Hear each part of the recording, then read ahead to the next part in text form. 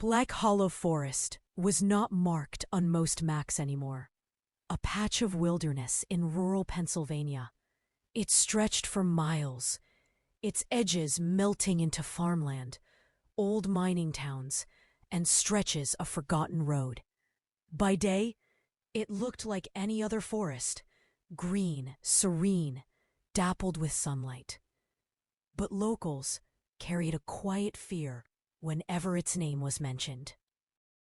In diners and gas stations, whispers always followed. Don't go after dark. Don't follow the trails too deep. Don't listen if the forest talks back.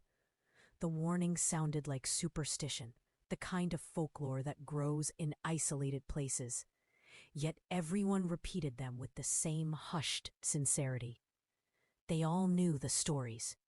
In the mid-1800s, entire families had gone missing within those woods. They were farmers, travelers, prospectors, their homes abandoned. Wagons left with food still cooking. Search parties went in and never returned. The official records listed them as lost or presumed dead. But the town whispered another truth. The forest had taken them. According to legend, Black Hollow's trees were not just trees. They were vessels, dark, gnarled, ancient things that had swallowed human souls. Some swore that if you pressed your ear against the bark at night, you could hear the trees breathing, faint and hollow, like lungs struggling for air. Others claimed to hear voices, pleading whispers that echoed deep from within the wood. Children laughed about it on playgrounds. Teenagers dared each other to step inside after midnight. But the older generation? They never laughed. Their eyes grew dim.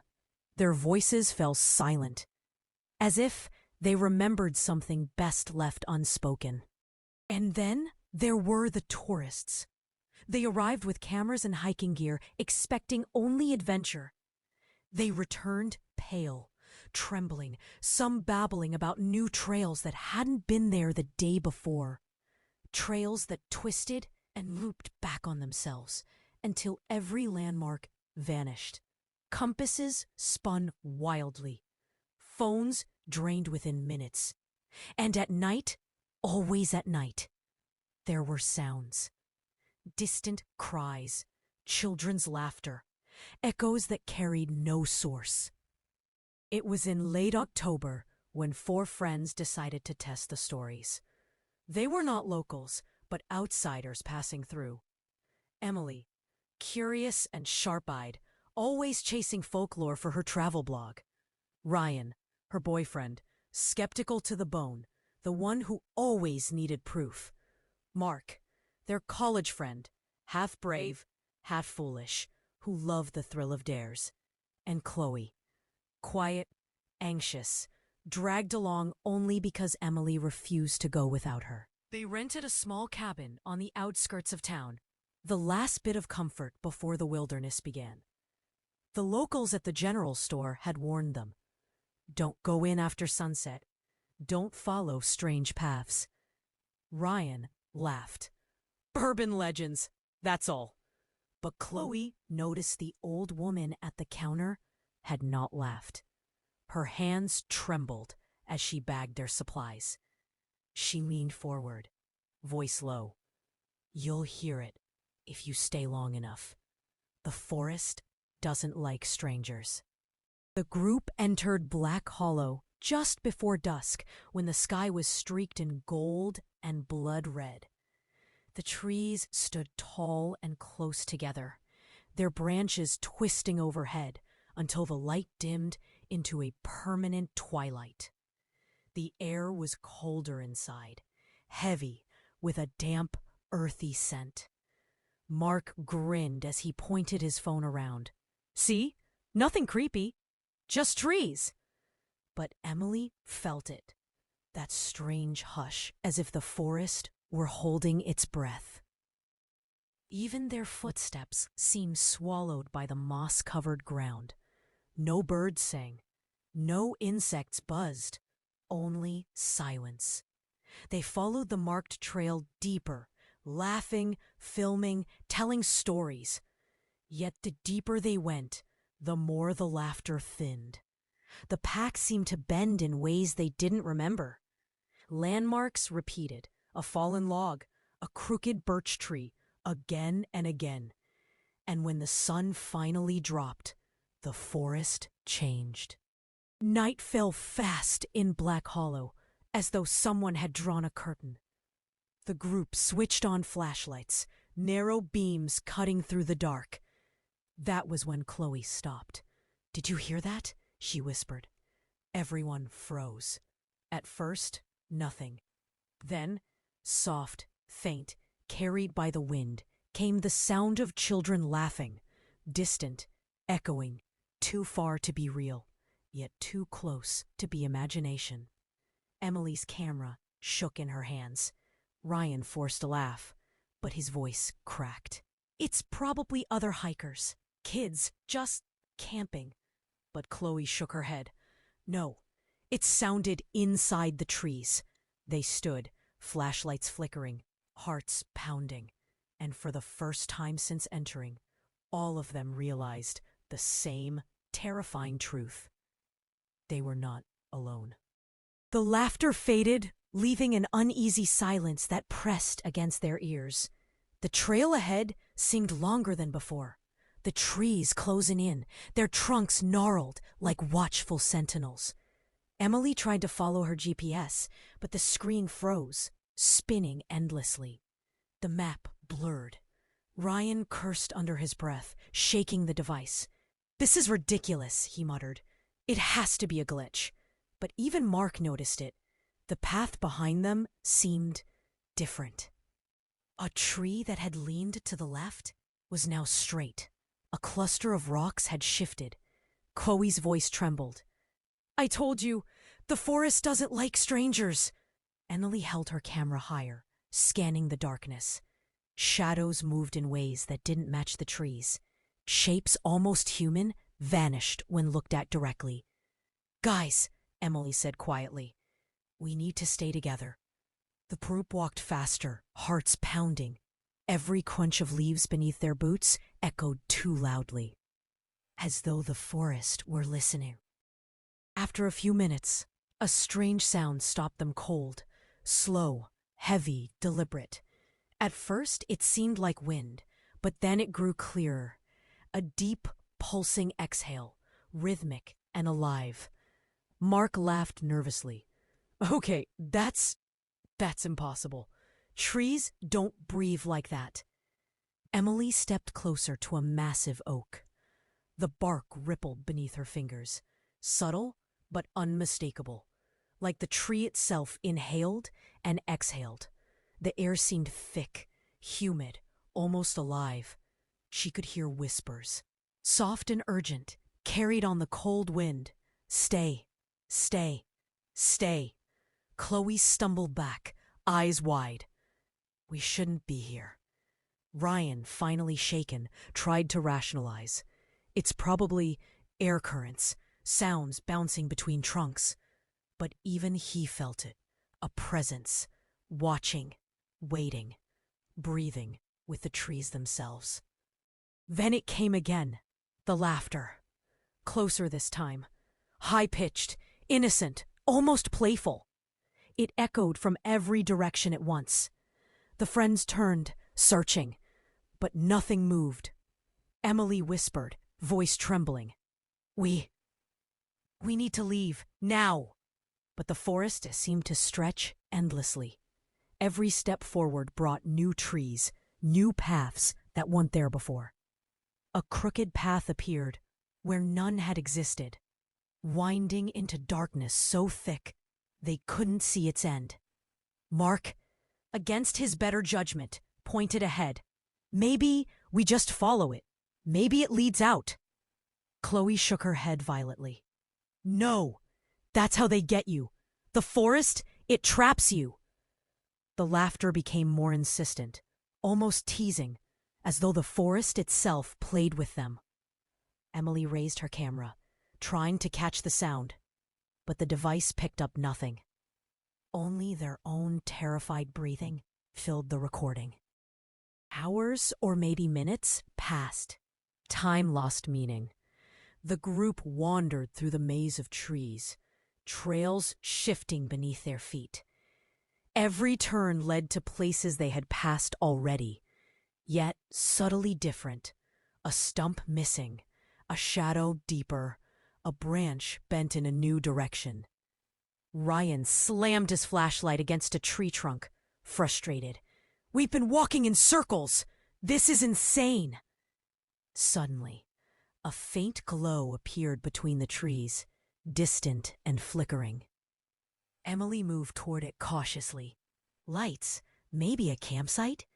They approached, but as they drew near, the glow dissolved, vanishing like smoke. In its place stood a small hollow in the ground, lined with roots. The smell was earthy, almost decayed, and Emily froze. Chloe whispered, "It's a grave. Maybe all the families." Her voice broke, the ones that never left. As they stared, the laughter returned, closer, now seeming to come from the shadows around them. Mark took a step back and disappeared. Just a blink, and he was gone. "Mark!" Ryan shouted, panicked. Flashlights swept the trees, but the beam only revealed empty trunks and dense underbrush. Emily felt a cold hand on her shoulder, but when she spun, no one was there. Only Chloe's wide, terrified eyes met hers. We can't stay here," Chloe said, voice shaking. "We have to find the cabin. Now." But the forest had changed. The paths they knew were gone. Their trail markers, the subtle scratches Emily had left on bark, were gone. The forest had consumed them, reshaping itself around their fear. The whispers followed, soft at first, then urgent. "Stay, stay, stay." Even the bravest heart couldn't ignore the chill creeping up their spine. The forest seemed alive now. Every step they took was uncertain. Every turn became a dead end.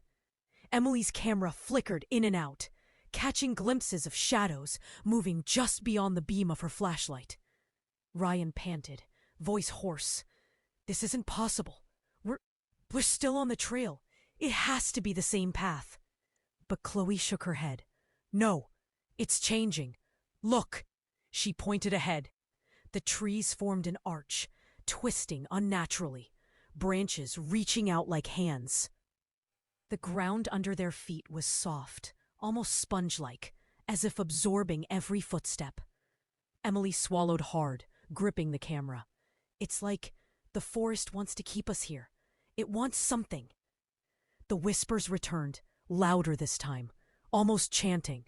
"Stay, stay, stay, stay." Suddenly, Mark reappeared, or at least a version of him. He stood in the distance, partially obscured by mist. But something was wrong. His movements were jerky, unnatural, and his eyes empty, reflecting nothing. "Mark?" Emily called. Her voice trembled. He turned slowly, head tilting at an impossible angle. A soft, hollow laughter escaped his lips. Chloe screamed, "That's not him! That's the forest!" They backed away, but more shapes emerged, shadowy figures mimicking human form. Slipping between the trees, the laughter multiplied, high-pitched, mocking, circling around them. Ryan gripped Emily's arm. "Run! We just run!" The air thickened. Each breath felt heavy, pressing against their lungs. The trees themselves seemed to lean closer, trunks expanding, leaves rustling with a strange, sentient rhythm. Emily pressed her ear to a nearby oak. The sound was unmistakable. The tree was breathing, deep and slow, synchronized with the whispers. Chloe dropped to her knees, covering her ears. "It's alive! The forest is alive!" Emily's mind raced. There had to be a way out. The forest's paths weren't random, they were deliberate. Trails vanished and reappeared, almost as if testing them, guiding them towards something. "Follow me," Emily said, though her own voice shook. "We have to move together. Don't look at them." They stumbled into a clearing bathed in pale moonlight. The air was warmer here, almost comforting, but the sight made them freeze. Scattered around were remnants of old camps, belongings half buried in soil, tiny shoes, wooden toys, even a journal with brittle pages. Emily picked it up. Faded ink told stories of families who entered the forest long ago, never to return. A soft, childlike voice whispered nearby. "Play with us." Chloe grabbed Emily's arm. "We need to leave, now, please." But Emily noticed something else. Shadows moved among the belongings, forming figures that resembled people, or what people had once been. The forest hadn't forgotten. It kept them, feeding on memory, echoing their laughter, their fear, their sorrow. The whispers intensified, now a chorus. "Stay, stay, stay." Ryan grabbed both women. "We go left, now!" Emily hesitated. One path led deeper into the forest. The other seemed to spiral back toward where they had started. Or perhaps where they would never return. The forest shifted beneath their feet, twisting reality itself. Mark, or what looked like him, stood at the edge of the path, silent now, head bowed. Emily felt a pang of loss, a strange sorrow. They weren't just fighting the forest. They were fighting the memory of all who had been taken before.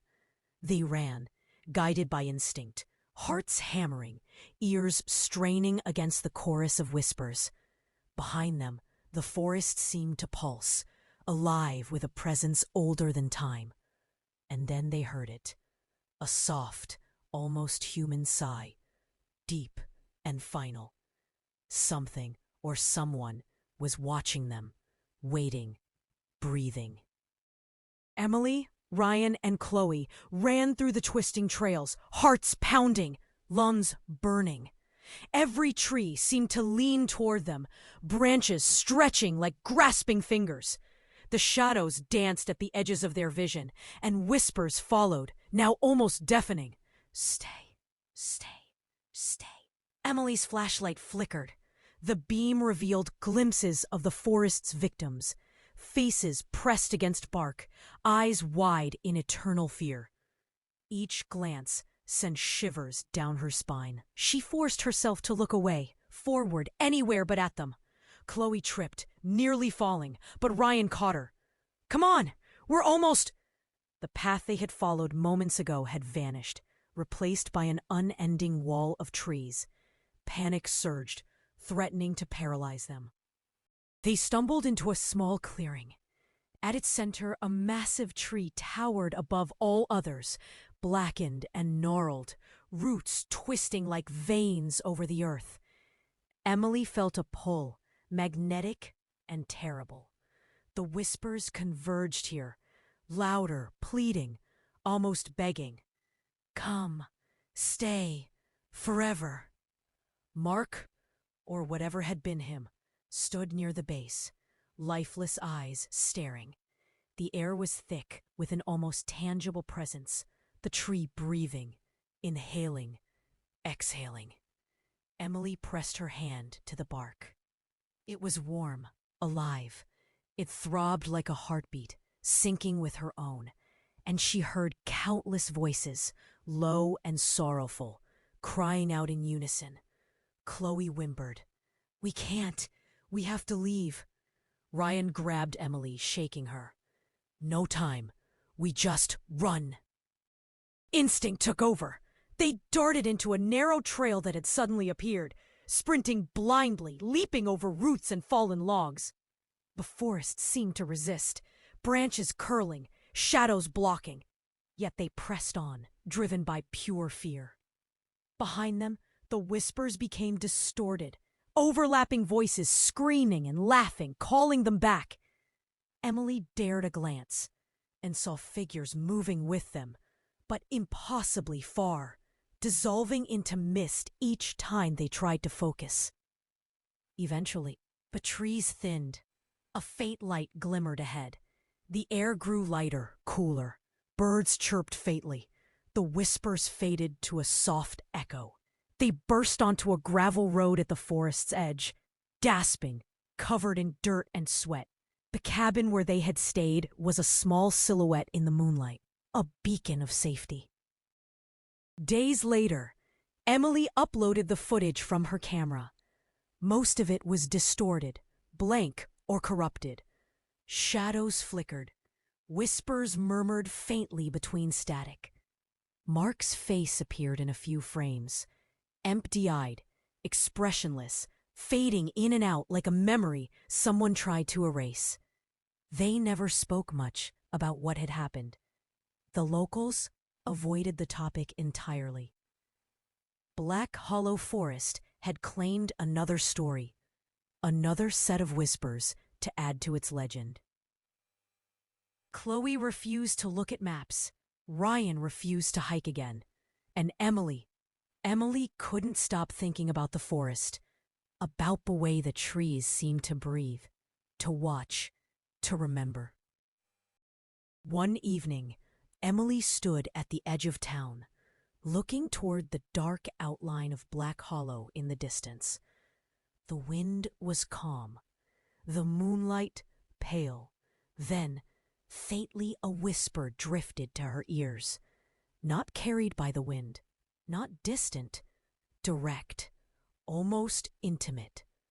"See you soon."